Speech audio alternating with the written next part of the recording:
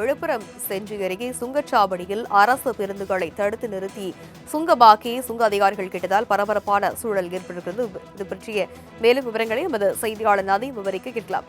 வணக்கம் நதீம், விவரம் என்ன?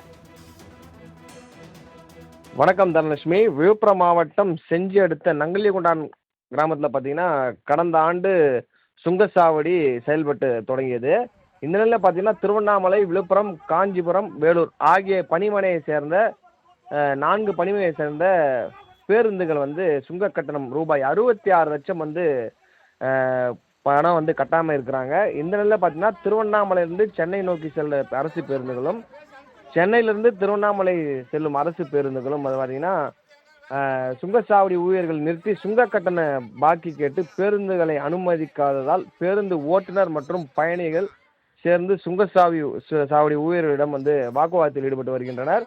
அரசு பேருந்துகளை மடக்கி சுங்கச்சாவடி ஊழியர்களுக்கும் பொதுமக்களுக்கும் இடையே ஆத்திரமடைந்து வாக்குவாதத்தில் ஈடுபட்ட சம்பவம் அப்பகுதியில் பெரும் பரபரப்பை ஏற்படுத்தியுள்ளது. தகவல் அறிந்த செஞ்சி போலீசார் என்ன பண்றாங்க, நேரடியாக சென்று சுங்கச்சாவடி ஊழியரிடம் பேச்சுவார்த்தை பண்றாங்க.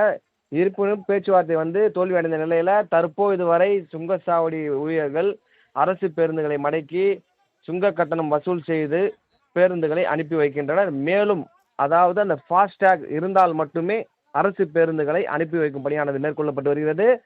மேலும் பார்த்தீங்கன்னா சுங்கச்சாவடியில் அரசு பேருந்தில் பணமில்லாத வாகனங்களை அங்கே நிற்பாட்டி பயணிகளுக்கும் சுங்கச்சாவடிகளுக்கும் தொடர்ந்து வாக்குவாதம் ஏற்பட்டுள்ளது. இது மட்டுமின்றி நேற்று நள்ளிரவு 12 மணிக்கும் இந்த சம்பவமானது நடைபெற்றது. தற்போதும் இந்த சுங்கச்சாவடி ஊழியர்கள் பேருந்தை மடக்கி வாக்குவாதத்தில் ஈடுபட்ட சம்பவம் அப்பகுதியில் பெரும் பரபரப்பை ஏற்படுத்தியுள்ளது. இது குறித்து இந்த பேருந்து பணிமனையை சேர்ந்த அதிகாரிகள் சுங்கச்சாவடி ஊழியரிடம் பேச்சுவார்த்தை நடத்தி சுமூகமாக பயணிகள் பயணம் செய்ய நடவடிக்கை எடுக்க வேண்டும் என்று பொதுமக்கள் கூறுகின்றனர். தனலட்சுமி, விவரங்களுக்கு நன்றி நதீம்.